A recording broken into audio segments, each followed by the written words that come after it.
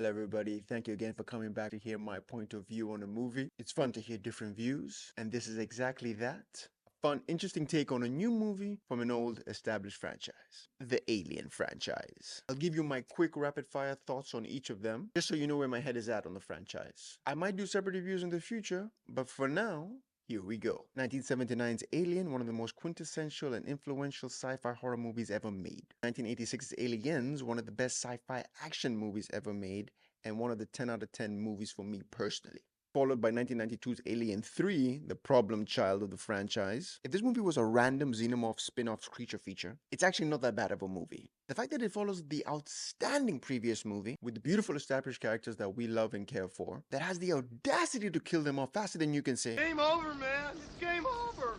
that's where they're royally fucked up. That was followed by 1997's Alien Resurrection. Although not being a very good movie, I do have a lot of guilty pleasure fun with that movie. Then we come to 2004's Alien vs. Predator. This will be real quick. The first one, I enjoyed parts of it, but overall I do not like. And one of the aspects I do not like is when the Predators help the humans. That was followed by 2007's Alien vs. Predator Requiem. This movie just sucks. It's dark as a mofo. Not in tone, in lighting. Seriously, people, grab a couple of ring lights, use the flash on your phone, something, anything.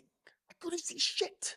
Then we have the prequel duology, 2012 Prometheus, which is similar to Alien 3. If it was not part of the Alien franchise entirely, it would actually not be a bad movie about the creation of human life. But in being so, this movie tries to take away a lot, and I mean a lot, of the mystery put forth in the first two movies, the goats of the franchise. Having mystery is not a bad thing. It's actually quite amazing. Imagination running wild is better than grabbing it from the wild and putting it in a cage and telling us no more of that, this is your reality now.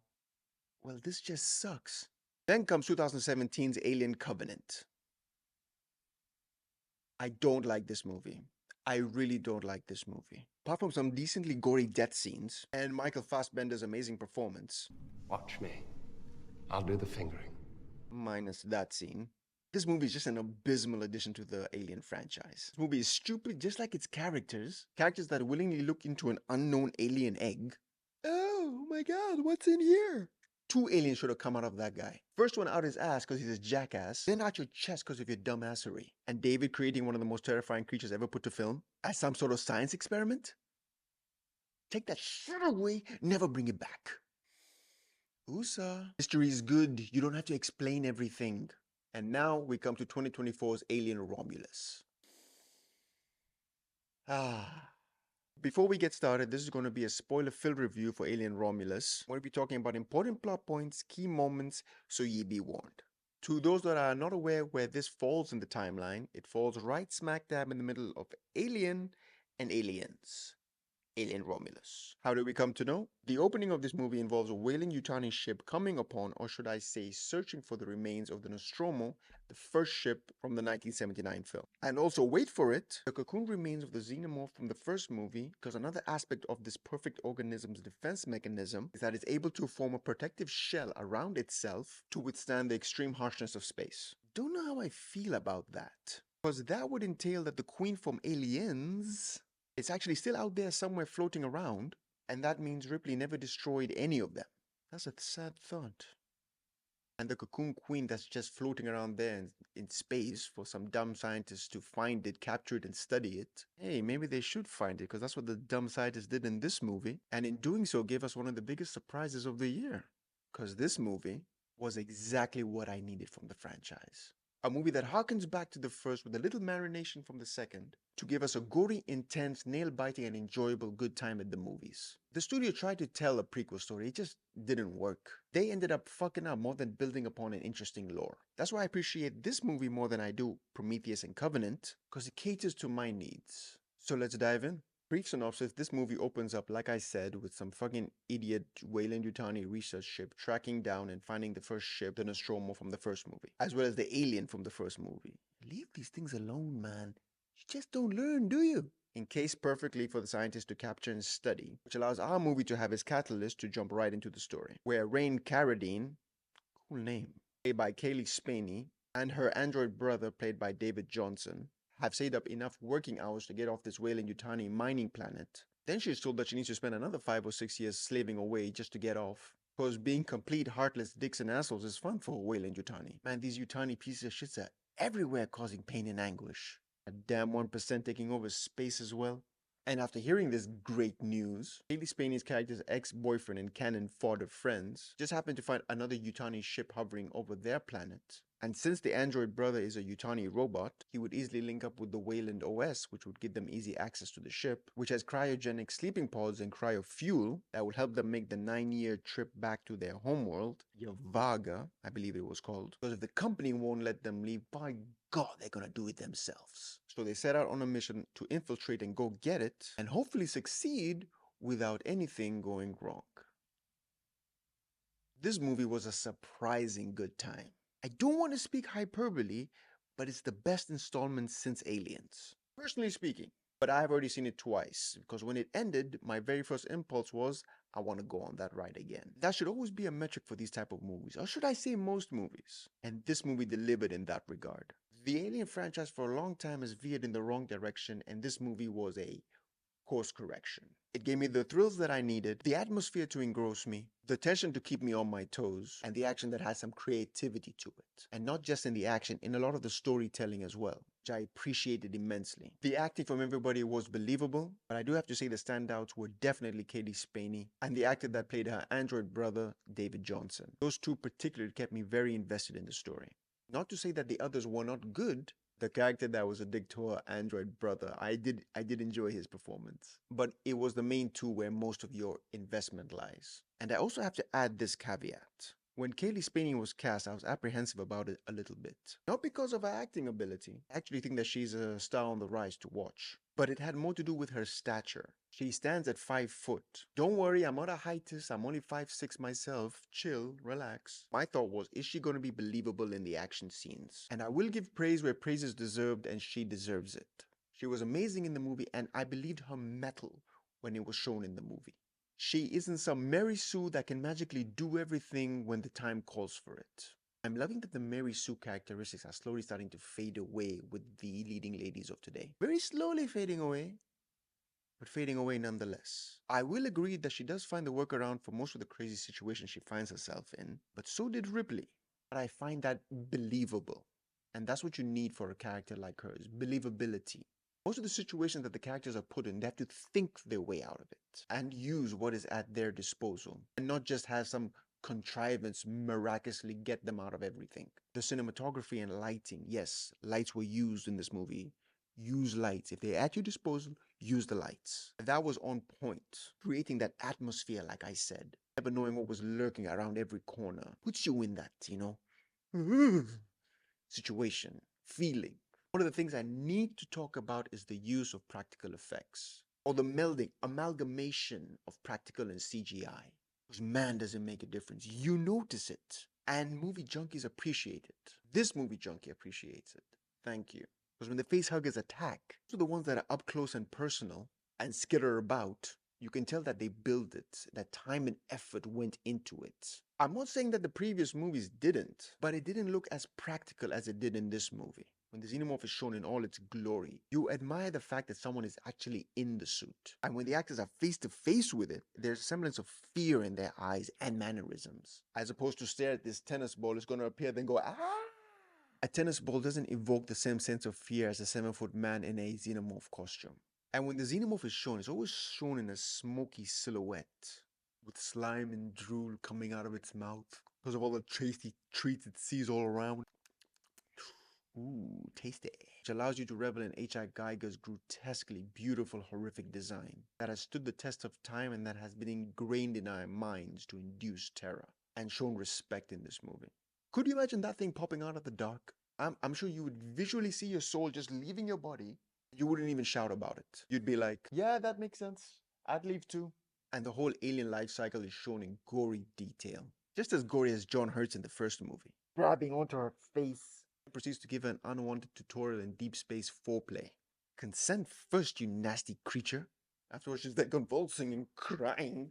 I don't want to die. Her friend's like, I don't know what to do. They're like, oh shit, man, this shit kind of feels realistic. Dang. Because she's bursting through her ribcage because they have this X-ray toy.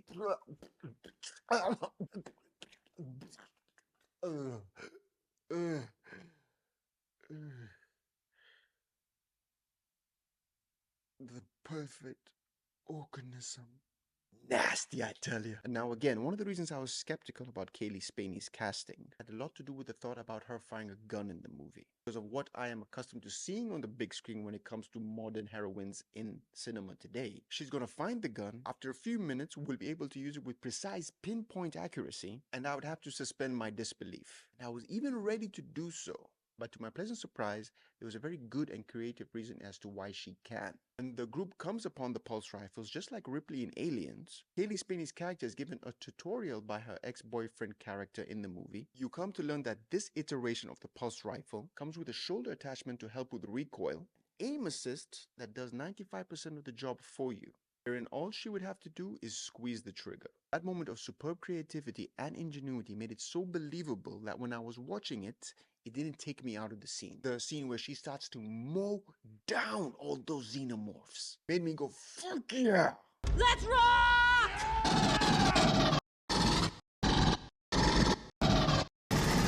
I got spit everywhere. Sorry, I just got a bit excited. Because if that scene was to happen without those attachments to the pulse rifle and she intuitively just starts taking these things down like she's John Wick in the catacombs, it would have ejected me out of the plausibility of the scene entirely. And because a little thought went into that process and they found a workaround, I was able to celebrate the moment with her character and go, that was badass. She was badass. Because remember in Aliens, Ripley herself didn't know how to use the pulse rifle, and Hicks showed her. And when the time came for her to fire it for the first time, she was taken aback by the recoil, because that's what would happen to someone who has never held or fired a gun. A little realism goes a long way. It's kind of odd though. This version of the pulse rifle comes with all these attachments like it's Call of Duty Alien Warfare. It's supposed to be before Aliens, and the one in Alien is the basic one with none of the perks. Poor Marines. They would have cleaned house with those attachments. Hudson would have survived. Still the worst part of the whole franchise. We love you, Hudson. The pace of this movie is also quite unrelenting at parts. When shit starts to hit the fan and the domino effect of fucked up situation after fucked up situation is fucking splendid. Sorry for all the swearing. Because the scene where she starts to mow down a whole bunch of them, an anti-gravity tool is used, wherein after she shoots them, all the acid is left in the air. They play a new messed up version of the floor is lava, the air is acid. As they maneuver their way past it as best they can, there comes a point where she has nothing to grab onto or pull upon. So what does she do? She uses the recoil and momentum of the gun to dodge the acid right in front of her. They did use that gun very well in this movie. You cannot take that away from them. And that scene moves to the elevator scene where they use the lack of gravity to try and fly to the surface. Then the gravity tool starts fading away, so they both start falling. Then moves to her losing her gun. While falling, the xenomorph catches her mid-fall, stares right into her eyes, like, hey there, mamacita, where you going in such a hurry? Give me a big kiss. While her android brother tries to hold the falling elevator, Captain America style. Then it falls, killing some of the xenomorph beneath, not the one that has eyes for Miss Spaney. And just as she's about to get the worst makeout session of her life, the brother flies down, gets the gun, and shoots the alien that was trying to shoot his shot with Miss Spaney, while stuttering through the famous line, Get away from her, you bitch! For someone that grew up with a stutter, it was a very good giggle moment. But like I said, there are pockets of scenes in this movie where the pace was absolutely amazing. Now, this movie does slice some ideas from Prometheus and Covenant when it comes to the black goo and the transformational properties that it brings for the worse. And I have to say that might be the negative I have about the movie. I also understand you can't just keep having characters running away from aliens again and again and again. Most of the unmade Alien sequels that they were trying to make, most of them had to do with trying to splice alien and human genomes and DNAs. I'm assuming that's the route that they are eventually going to take in the future with these movies. Otherwise, it's going to get stale. This one did go back to what did work, but if they want to go to the future, I guess that's the most plausible thing that they can do. We'll just have to wait and see what they come up with. Just like the previous installments in this franchise, we do have the second ending. Just when you think it's all over and everything is just all hunky-dory, in Alien, Ripley gets away after blowing up the Nostromo. Then bam! Alien says, where are you going without me, baby? In Aliens, Ripley, Newt, and company get away after blowing up LV-426. You gotta keep blowing up this shit, you know. It's the only way to be sure. Then bam! Alien Queen says, you and I have unfinished business. And in this movie, they make it off the ship, all is good, let's sleep for 9 years, and wake up at home. Then bam! The aforementioned black goo comes back to bite them in the ass. And because it was used on a character to help with her injuries while pregnant, she told you not to use it. The goo ends up going directly to the fetus. Blah. Yuck. And ends up producing the love child of Slender Man and Miss Detroit from Barbarian. And now Miss Spaney has to deal with it. Jeez, she just can't catch a break, can she? But because she is the short queen that she is, she dons her spacesuit and blows it out of the Goddamn airlock. Man, this movie does harken back to the classic, doesn't it? Another bright spot of this movie is the fact that it cost $80 million and looks absolutely beautiful. Alien Covenant cost almost $110 million and does not look as good as this. They use their budget very well. The movie is gorgeous, really. There's a lot to like about this movie. So in closing, I would highly recommend that you go see this movie in the cinema. Go twice, enjoy the movie without the hype and the expectations. When I watched it for the second time, there was definitely, now that I know what's coming, I can sit back, relax, and enjoy the ride. I'd give this movie an 8.4 out of 10. Yeah, that seems about right. And that will be it for Alien Romulus. Until next time, people, thanks for tuning in. Like, share, comment, subscribe. I'm always thankful for it. And as always, peace, love, and I'll see you when I see you.